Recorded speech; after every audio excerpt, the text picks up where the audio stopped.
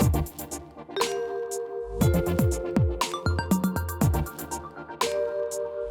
everyone, you're listening to The Exchange by Evolution. It's a melting pot of ideas and inspirations shared by some of the most successful leaders within the region. And I'm Jermaine, your senior consultant with Evolution Recruitment Solutions. I help connect businesses with top tech talent, and today I'm your host. So just a disclaimer before we get into this discussion with my speakers of the day, all thoughts and views spoken by any of the speakers or myself is solely representing each individual here in the room and not that of the companies that we're from. So, welcome to another installment of the Evolution Exchange podcast. On today's podcast, we'll actually be discussing the topic of basically building a culture of excellence and specifically within leadership and retention in companies. So joining me today, I'm very excited to have our leaders within their own domains. First, we have Suteja, who is basically leading the customer success engineering team at Databricks. And joining us as well, we have Boyle Suwono, who is the chief product officer at Structo.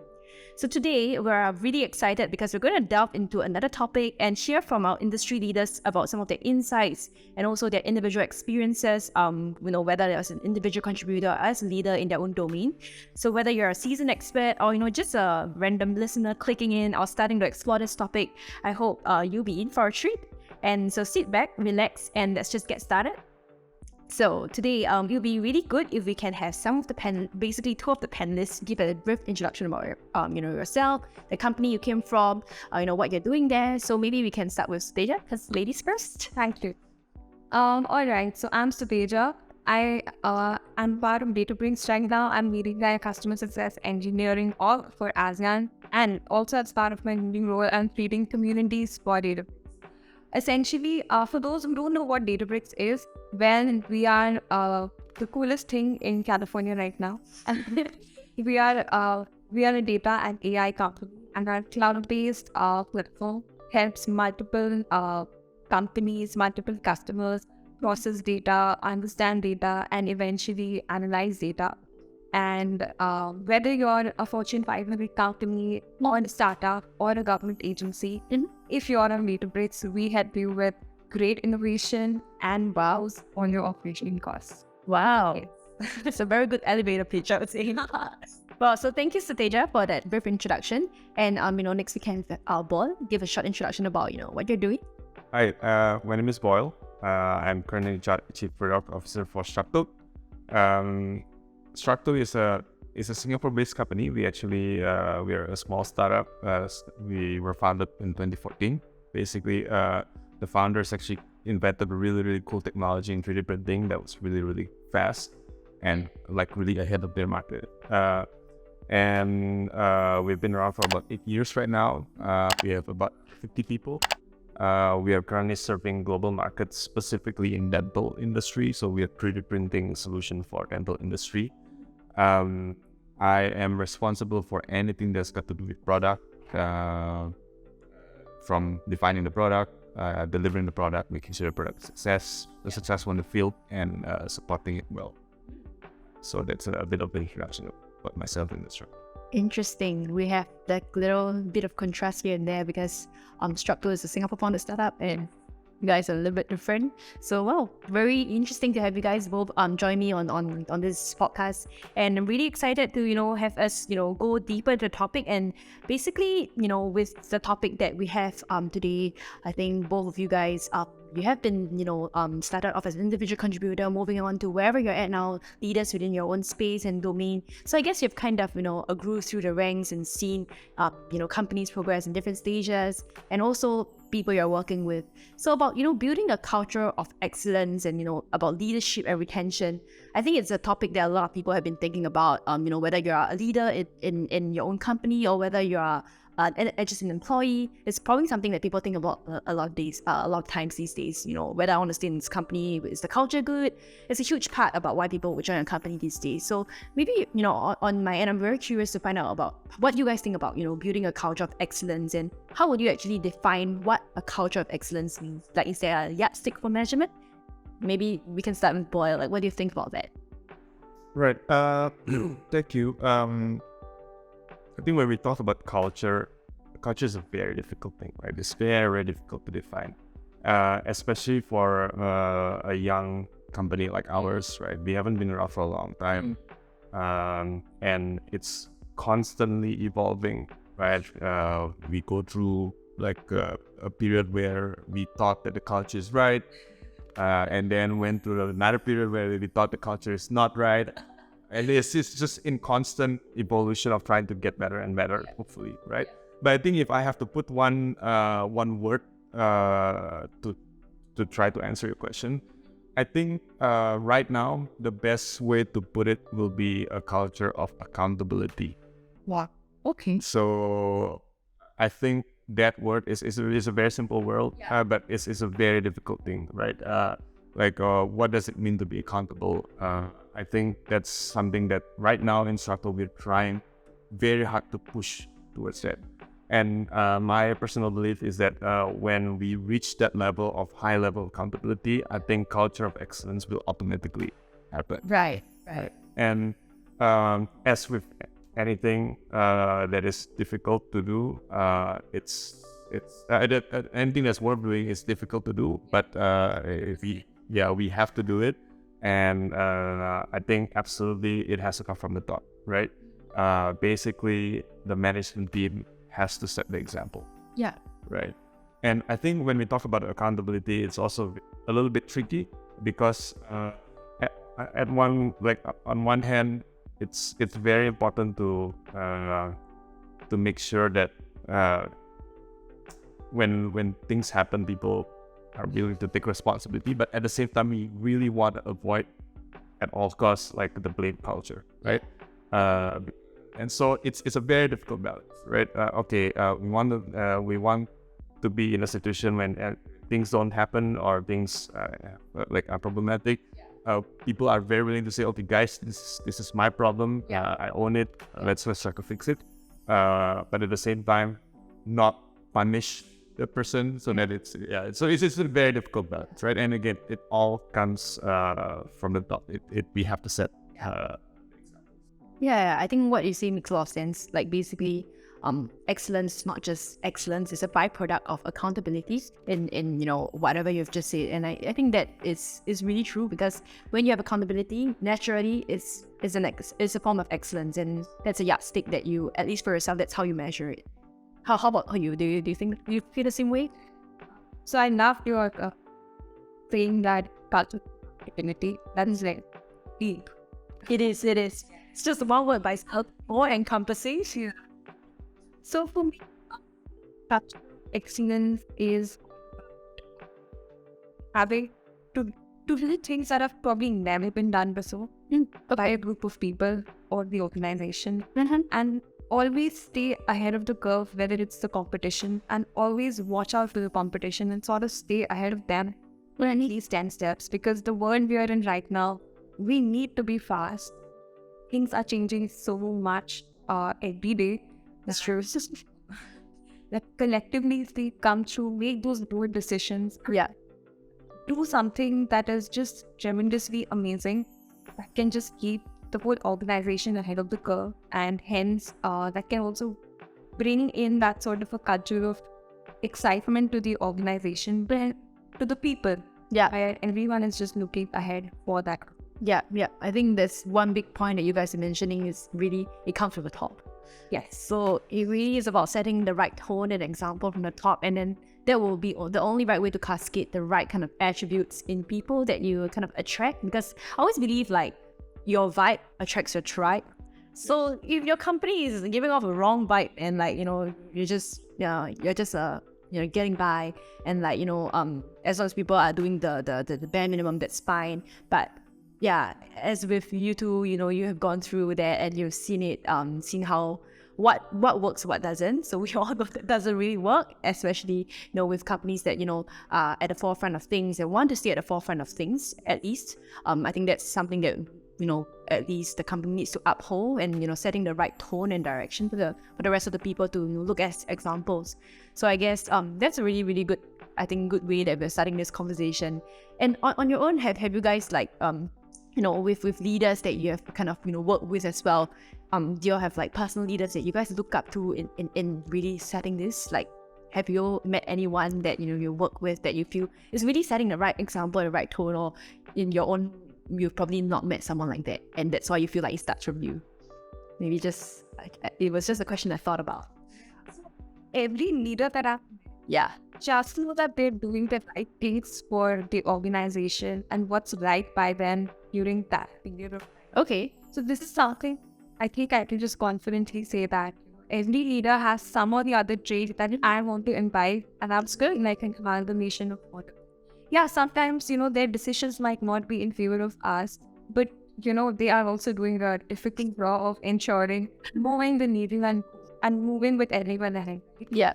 So I think, now I think I'm in that stage where I'm able to appreciate their leadership ways of what they're doing. So it's just So basically, across the leaders you've met here and there, you feel that you've worked with really, really good leaders, and there's something to learn from the people you have met. It's good. That's good. Do you feel the same way, or you have someone that you emulate? Actually, I have two people actually. Yes. So before university, actually, I used to work in the restaurant. Oh, okay. First as a waiter, and then went to the kitchen. Yeah. My manager at the time, her name is Mei Juan, just from Malaysia. Yeah. I'm forever indebted to her, basically, because she, to me, she showed like what real leadership's all about. Like, I think she takes a lot of accountability, right? She takes pride in her work. She makes sure that everybody has a clear direction. She protects her team, but also makes sure that we bear responsibility as well for the things that we do, right? So I think in a lot of ways, I learned a lot from her, right? And that was like before university, so that sets a little bit of like my thinking about what leadership's all about. And my first career, actually, after I graduated from engineering school, I went to this company called Schlumberger. So I spent 4 years there. And again, very, very, very fortunate to have a really, really great manager. His name is Bernard Key. If you're listening, shout out to you, basically. I'm forever indebted to you as well. Same thing. I mean, I think very, very common thing there, right? Like high level accountability, giving you enough freedom to kind of do and explore and make mistakes, but at the same time also protect you so that you don't get a lot of the pressure from wherever, right? But at the same time also instill a sense of responsibility. Okay, this is the thing that you need to do. You have to take ownership of the things. I mean, those are the two people that I until today, I try to, try to emulate what they've done. Yeah. I think it's a good thing. With across our careers, we always have that, I would say a figure or a few figures that we emulate, or want to embody some of like the kind of leadership traits that they have. Because I feel like kind of to a certain extent, human would copy another human. Especially with like right discernment, you would know what to copy and what not to copy. Yeah, so I guess we all learn from one another, and I think that's definitely a testament as to what you guys are saying, with the people that you work with, what you saw and what to embody and probably what not to as well. I'm sure we have all worked with leaders that we know we don't really want to get this trait, or we don't really want to pass this on to the people that we work with, because we are at the end of it, at the brunt of it, you know how it feels, and probably you also don't want to kind of pass on that trait to or let anyone feel that way. So I think, likewise, in the good way or in a bad way, I think we're all learning human beings, and the kind of attributes that you guys are picking up from people, I think that's all, what you're embodying today is like, basically keeping your piggy bank and like, depositing the right thing in the right direction. So it sounds really, really good. And like, besides, all these factors, right? How do you think like, in terms of like growing a person in this right direction, and like, having the attributes of a leader, do you think it's built with like years of experience, or is really just, hanging out with the right people, really? Because I read this thing that, who you are is really the average of, the people that you meet and, the books that you read. So do you agree with that statement? Out of interest. Okay, I don't want to sound too definitive on this because, but I think some of it is innate. Okay. Right. Actually, I've been quite really, really fortunate to have worked with some young colleagues, basically, very, very young, early 20s, fresh out of university. But even from that very young age, they already display certain characteristic that, in my view, is a good hallmark of like really, really strong leadership, right? Accountability, taking responsibility, taking ownership, caring about people. So those people just have it. But also, I've worked, I guess, long enough right now to also have seen that there's some aspects of it that can be trained, right? Because again, in the company also, I've worked with some colleagues who used to be individual contributors. They have aspiration to be leaders, right? And I guess for some of them personally, I initially thought, okay, maybe, it's not a bad thing to be an individual contributor, but I mean, they insist anyway. They show the willingness to try, and I guess on my part, I try to engage basically. Okay, you want to try this thing? Okay, these are some of the pointers that I think is helpful, and to their credit, actually, some of them actually really, for like a better word, transform, right? And I think it speaks a lot about them, right? Like, because they have that awareness. Okay, you know what? These are the things that I maybe don't have right now, that people think it's good. I should try to adopt that, right? And I think the other thing that is common among some of these people is that they are typically very, very open to feedback, right? So and so you need to build some level of trust, right? For example, and again, some of these people are basically in my team. They trust me enough that when I give them feedback in their leadership career, our leadership journey, they don't take it as a criticism, like they take it very positively. Oh, okay, these are the things that I need to work on. And again, to their credit, they really, really put the work. And actually, it doesn't happen in 2 days or 2 weeks, right? But over the years, you actually see the transformation, right? And actually, people do talk about it a little bit, right? I mean, he very office gossip kind of thing. Oh, they used to be like that, but now they're... So there's a bit of both. Yeah, 100% agree. I think there's definitely a combination of some people that are, naturally, somehow maybe it's the upbringing or something. Yeah, so I wanted to just... Yeah. So there are some people who are born leaders, and some people who can be trained and coached. Yeah. Their workplace. Yeah. Their superiors. Yeah. That's right. So if I just bring out my anecdote. Yeah. But my parents have sort of made me that independent person since the age of 5. I was probably just thinking about it while coming here. The whole of leadership is something that has been innate in me. It's not that I came to realization that I need to be a leader now, but it was so strongly put in me that I set out to do that. And once that opportunity came in a workplace, then was sort of never looking back after it. Right. It happened like around 4.5 years ago, where while one of my head of the department just came to me and told me, let's go for a coffee. And then all he told me was, from tomorrow, you run the team like your own shop. And I was like, whoa, okay, I'm going to run it like my own shop. So again, bringing back the accountability, that's where he just gave me the accountability. Yeah. Do it the way you want. So I think for some people, it's also like, what you are, how you're raised, and that's also start aspiring as well. Yeah. I think that's a part. It's a combination. Yeah, it's a combination. But I think what he said also, when you see someone evolves, that's probably like, I don't know, another level of like satisfaction you have for that person, right? Yeah. Because I think it's definitely good if someone is, a natural born leader. Because, if I am like a leader, gonna choose my successor, obviously I would choose this guy because like it's a ready-made talent, right? And it's always nice to have someone like that in the business. I think you guys can attest to that. Like, you don't even need to struggle. This person, I know for sure, he or she, good potential, has always displayed the right attributes, gonna promote her or him. And that's a no-brainer, right? But when you see someone transform, that's like, yeah, right? It's like, as a manager, probably you'll feel like, wow, like this person really, trusts me enough to give the feedback. and trust me enough to be objective about the feedback. And I think that for sure is also a testament of the person's character building and development. And I think not many companies will also give people the chance to do that. So I think that's one kind of big reason, like, if I'm an employee, that I look at someone like that, but the management gives him a chance to, that the autonomy to change and, probably develop more as a person and to a leader. If I'm a regular employee, I'll be like, wow, this company out. Because, like, that there's potential, there's opportunity. Someone like that, can get promoted. Maybe I can too.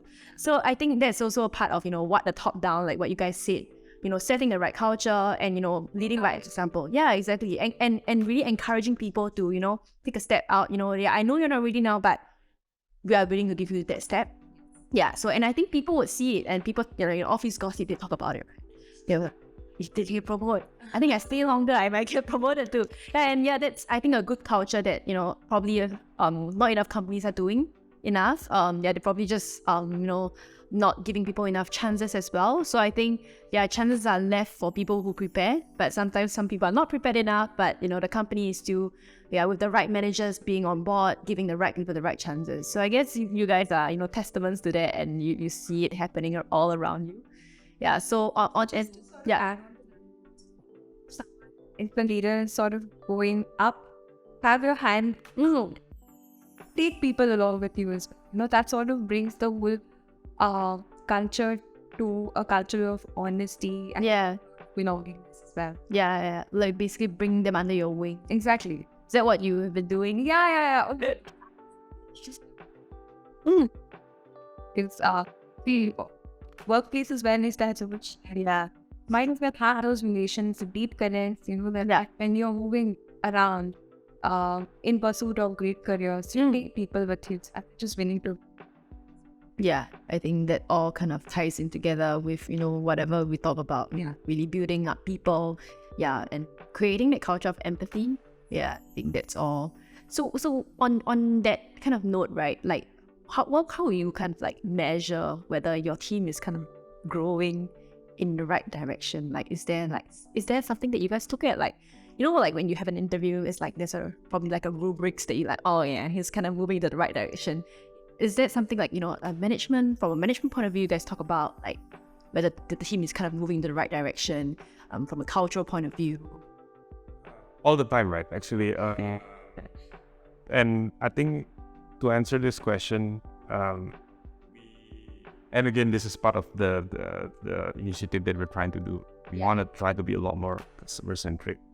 And when we say customer, right, customer is not only external customer. Actually, internally, we all have customers, right? And I think customer satisfaction, be it internal or external, is the true yardstick of our success or failure in creating a culture of excellence from being accountable, right? I think that's really the simplest way of looking at it. Like, do we see people going the extra mile trying to help colleagues when facing issues?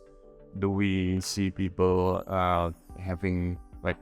taking ownership of things to make sure that our external customers are satisfied, are happy when they're using our product or our services? Yeah. So those are, it's a little bit soft in a way, soft measurement, but this is the type of thing that, okay, when you see it, you can tell, okay, we are going towards the right direction or not.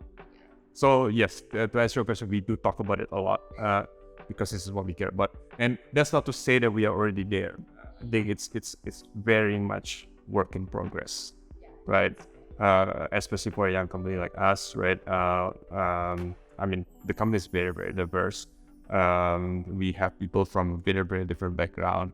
We used to have like very, very young, less average age of employees, basically, with a very different type of mindset.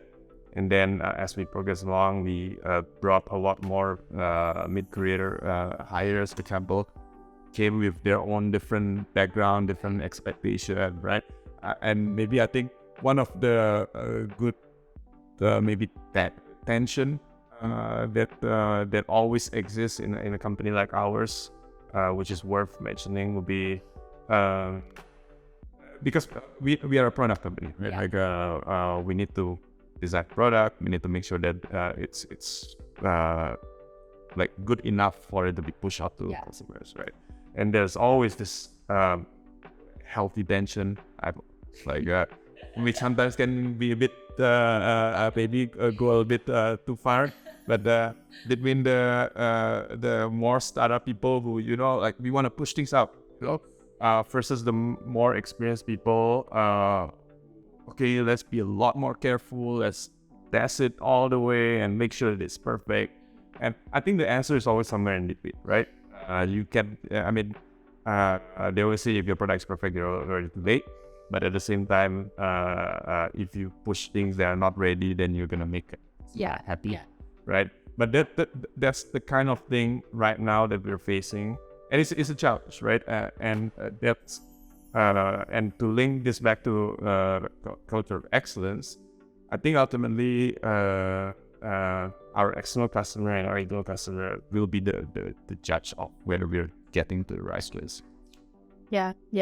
I think that's pretty much. The every day we are facing customers, whether it's internal or external. I mean, technically, our boss is our customer, so you gotta make sure that your customer is happy, right? And that's basically doing your job and being accountable. So I guess hopefully we are all kind of happy customers likewise and happy clients both ways. Yeah, but I think it's pretty much, everyone in their kind of like daily life, they would be, facing with like difficult customers. But it's probably, I would say, at least on my end, reacting to the culture of excellence is how you react, right? If you're always going to be reactionary to that, to like when you meet a bad, customer, you're going to react negatively the same way, then I think everything is just going to spiral down and it's just an eye for an eye and then everyone goes blind, I think. Yeah, but like, if you're less reactionary and, you really take a step back and think from the other person's perspective and, be less, I would say, bursting out of anger from it, you'll probably be able to understand the person's perspective better and, probably empathize a little bit more as well. So I think the culture thing is just, hopefully we're living in a more matured world these days, but I think it's always going to be a work in progress, whether it's individual or, companies. And I think you guys can definitely kind of, attest to that being a work in progress. Like, maybe at this stage, because you've gone, Suteja, you work with like more matured companies. Do you think there's actually a difference? Difference in cultures? Yeah. I feel like high-performing leaders in the companies always have these couple of 5% traits, which are okay. So what are they? Just a few examples. Speed. Okay. Yes. Been fun. And then they have a lot of empathy. And they have great ethics, and always open for feedback. And finally, they're very, very sincere. That brings them to that level and continues for them to stay at that, right, where they demand that sort of respect. So that's something I've seen across all the leadership that I've experienced. I think that's a very... Yeah, I keep learning from them in different instances and all. Right. And then because when you're learning, they give back. Yeah. The yardstick, probably I just wanted to go back to how you measure yardstick in a growing company like ours, etc. And whichever teams that I've been part of previously as well. So I think the 4 pillars are sort of the people, the employees, the leadership, the product, finally the customers, just starting it on. Yeah.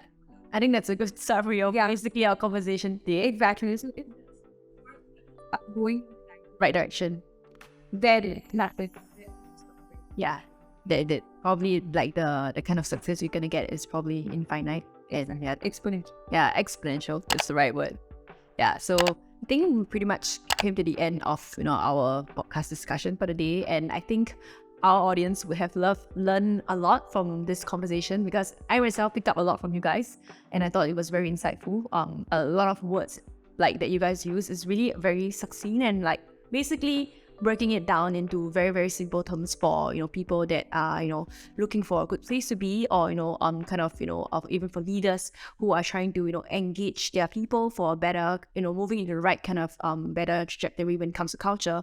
I'm sure our audience today will have picked up a lot, and I thought it was really insightful to have both my speakers today. Thank you so much, Sateja and Boyle, for your time. I think it's a very, very informative session, and I hope you guys enjoyed this session today as with the audience. Thank you so much for tuning in to the Evolution Exchange podcast.